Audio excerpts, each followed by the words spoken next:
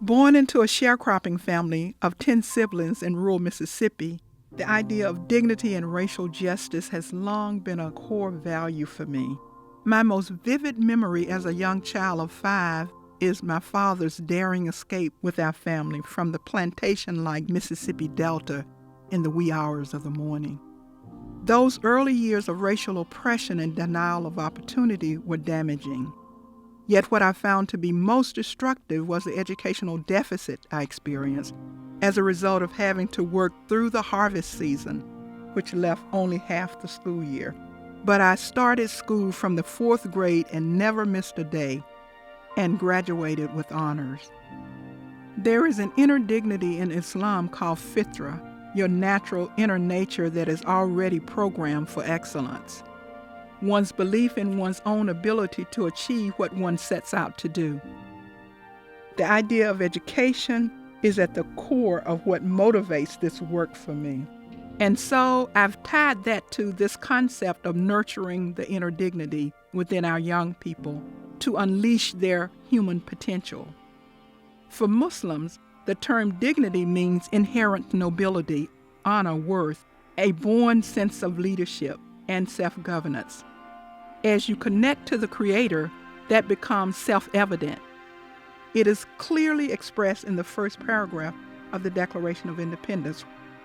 The Founding Fathers talk about assuming among the powers of the earth the separate and equal station to which the laws of nature and nature's God entitled them. How are you going to get young people to embrace the idea of being free thinkers if you can't connect them to this? The scholar W.D. Muhammad said, "Life is as a seed. For plants, if you lose the seed, no food. In human life, if you lose what it means to be human, that inner dignity, future loss.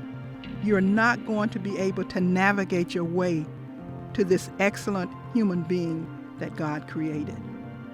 The museum has worked across the divide of race, class, culture, as well as religion to better understand our shared humanity through exhibition, programming, and a civil rights, human rights curriculum. We launched an Islamic Thought Institute, and we are expanding the museum's reach nationally through our traveling exhibit program. We're not just saying to museums we have this exhibit. We actually utilize what we call a community-driven model to engage communities to build diverse collaborations. Our current exhibit challenges the negative narratives and stereotypes. Prophet Muhammad historically established pluralistic communities of Muslims, Christians, and Jews living together in harmony. These covenants have become the basis for freedom of what we call liberating theologies. Muhammad says, "You will never enter paradise until you believe, and you will not believe until you love one another. There is one God, and thus one humanity." So he says, spread peace. During the freedom movement in America, African Americans wanted 2 things. One was civil rights, represented by Dr. Martin Luther King. The other was inner dignity, represented by the Honorable Elijah Muhammad. But really, it was one freedom movement, and so we represent those 2 poles coming together. Islam is a peace movement for freedom that continues into today as one movement for dignity, equity, and social justice, connecting with Black Lives Matter, immigrants' rights, indigenous peoples' rights. We need to work together to establish this pluralistic environment that we call divine unity, or in Islam, Tawheed. That's what the freedom movement is all about. People responding to that inner nature that you can't keep down as a human being. We all have a path to get back to our own being. How does every human being come to that, to achieve this divine destiny of doing good and fostering peace? To get to this destiny is what it means to be a free human being.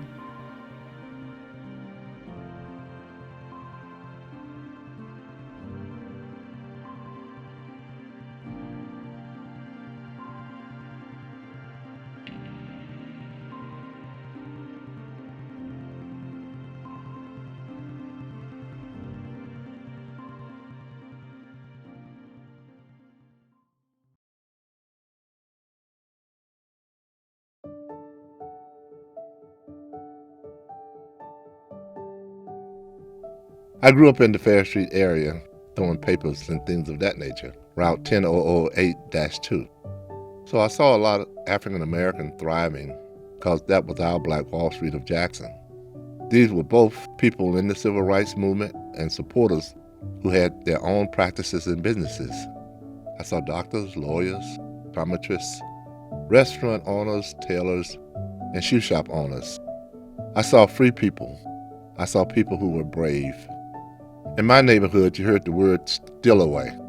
People who were running from the Delta plantation late at night. The community, especially our family, would provide them clothing, food, shelter, jobs, and things of that nature.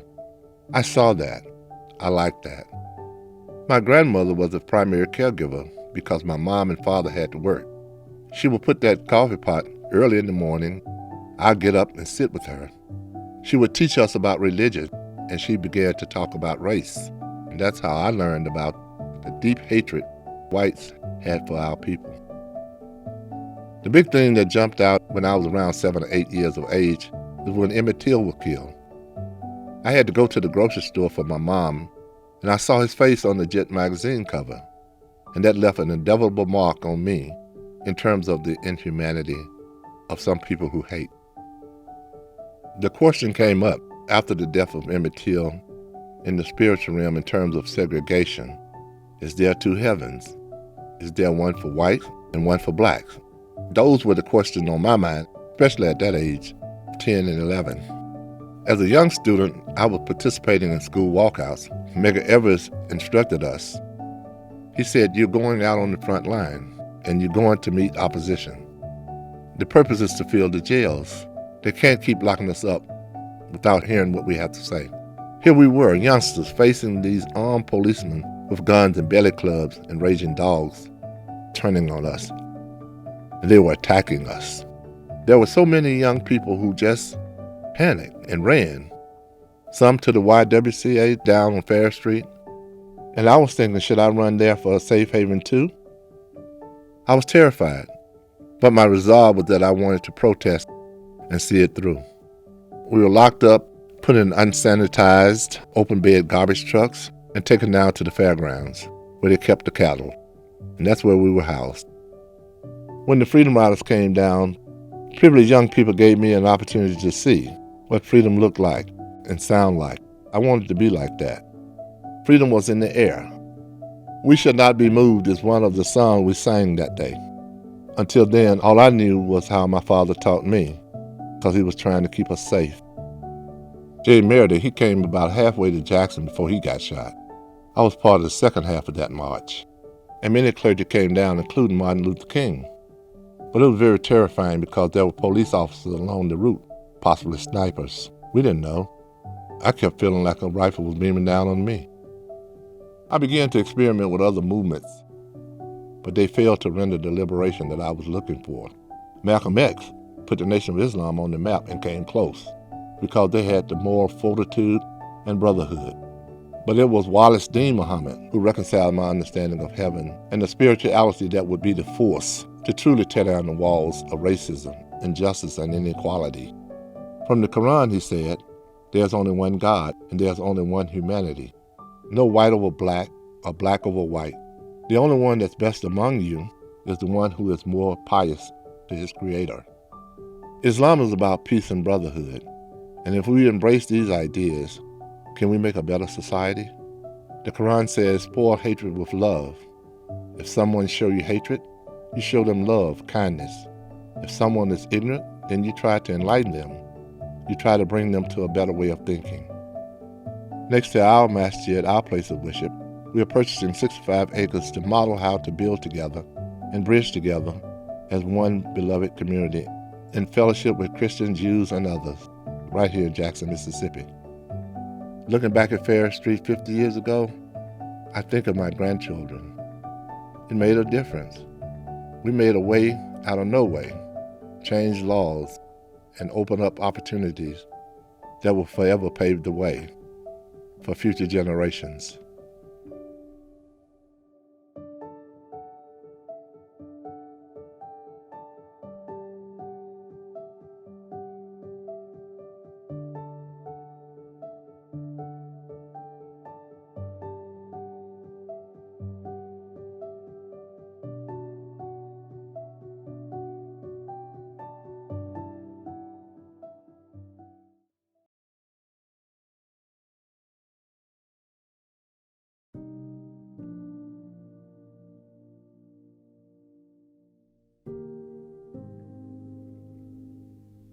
I was born in 1960 to a Palestinian family. My parents migrated to Kuwait in 1952 because of the Israeli occupation of Palestine. So growing up, I understood the difficulty of being under occupation. We owned a citrus farm in Gaza, and I remember vividly the long lines at Israeli checkpoints. How humiliating that experience was, especially as a 10-year-old boy. The way Israeli soldiers treated Palestinian men, women, and children. This was my first time to realize the importance of justice and equity. I told my dad, I don't ever want to go back until Palestine is free. He just looked at me and said, always remember, be proud of your roots. My parents were both educators. I recall telling my dad one morning when I was 6 or 7 years old, I don't feel like going to school. It was the first time he ever got visibly angry with me. He told me, your job in life is to learn. As a Palestinian, you are robbed of many rights. Learning is something no one can take away from you. When I was 16, I decided to come to college in the US. So I found an organization in Kuwait that actually provides scholarships for Palestinian students. In May 1977, I was accepted to the University of Mississippi to study engineering. While at Ole Miss, I met my wife Karen, the love of my life, and had 2 wonderful girls. I received my master's in civil engineering from Mississippi State, and I grew quickly and became COO and then president of one of the largest engineering firms in the state. I was working 60, 70 hours a week, focused on becoming more successful in the corporate world. But something was missing, and this is really when I met Okolo and Sababu. Although we arrived to have many commonalities, we came by different routes. Understanding civil rights and their struggle as African Americans really connected with me. September 11th happened. We discovered that there was not at that time a single institution in the country that focused on educating the American public about Islamic history and culture. We extended our first exhibit that opened in April 2001, and the International Museum of Muslim Cultures was born. The museum serves a very important role at this moment in history. Since September 11, Islam and Muslims have been under attack. Hate crimes and Islamophobia are at an all-time high. Many in the Muslim and non-Muslim community, not only in America but across the world, really lost the essence of Islam. We use the museum to mobilize across the divide of race, class, religion, and gender to address issues of equity, justice, and education. The challenges are enormous, but the opportunities are huge as well. Islam says we are one humanity. In the Quran, God says, O mankind, we created you from a single pair of male and female and made you into nations and tribes so that you may know each other and not despise each other. Our current exhibit brings together people of all faiths to share knowledge about the true meaning of Islam as a religion of peace and tolerance. There was a period in Islamic history when the Prophet and his companions fulfilled the covenants of protecting minorities, protecting women and people of faith, and living in a pluralistic society. He extended covenants of protection to Jews and Christians living in communities with Muslims. The Constitution of Medina played a significant role in the development of other treaties and constitutions, perhaps even our own here in the United States. When people don't know each other, this is where conflict begins. As the first Islamic history and culture museum in America, we are really breaking those barriers within and outside the Muslim community, challenging inaccuracies about Islam. We challenge the notion that Muslims don't belong here.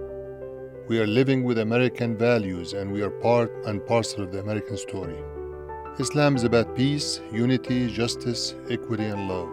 25 years ago, I would say materialism was more important than my spiritual development. Today is totally the opposite. I challenge myself every day about how I can become a better human being to contribute to society. We've started a traveling exhibit program in Islamic Thought Institute. Our plan is to have companion conferences across the country in partnership with museums, colleges, and universities. To be successful, we are going to have to change not only hearts and minds of people, but also we have to change policymaking. We want to build a voice for justice and equity in relationship to how Muslims are treated in this country. What better place to address human rights and dignity, justice, equity, and education other than Mississippi?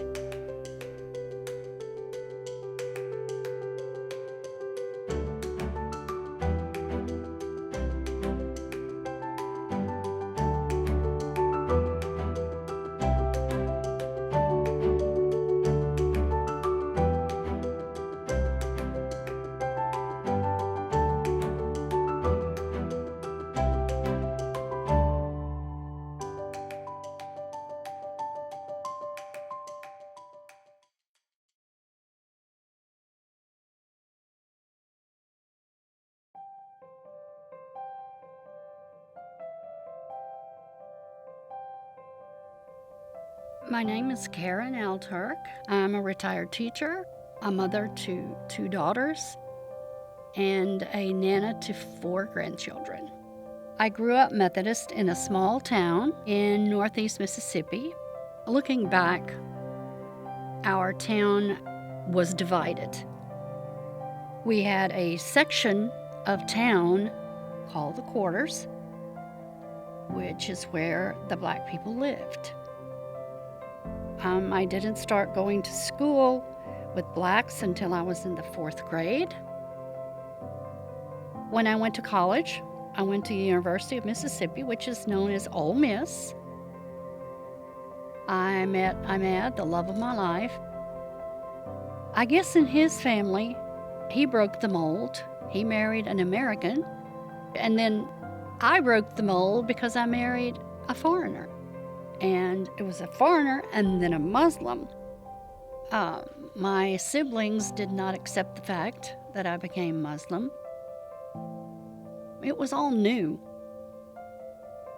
A Muslim is one who submits his will to God, who exhibits patience, perseverance, inclusion, and respect for all mankind.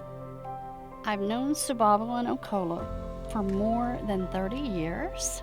Our families are the founders of the International Museum of Muslim Cultures. They don't make me feel that way, but I'm usually the short white person in the mix. Sometimes I think it makes me the bridge within the Muslim community. And there are about 30 to 40 different ethnic groups. It's easy for me to associate with any of the groups. I think the diversity we have is unique among the Muslim community, locally and nationally. And so our families have worked hard over the years to foster the relationship and the bond within our community. It's important because it's up to us to show people who Muslims are. It's necessary for the generation that's coming after us. I think the value in the moment that we're in is that we have to learn from past mistakes. Well, first of all, people have to admit they made past mistakes. And then maybe they can make some progress. Not only do you have to do that, but I think you have to, if you see a wrong, you need to try and make it right. If people would put prejudice aside and selfishness aside, then you could have a beloved community. Because I see the things that are going on, and it's time for people to listen. It's time now. Muslims are your neighbor down the street, the person in the grocery store, the person that you see walking in your neighborhood. The word salam is peace. You have to want for your brother what you want for yourself. Would you want to be treated that way? And for someone like me, born in a small town here in Mississippi, if I can help bridge the gap between knowing and not knowing who Muslims are, then I have played a small part.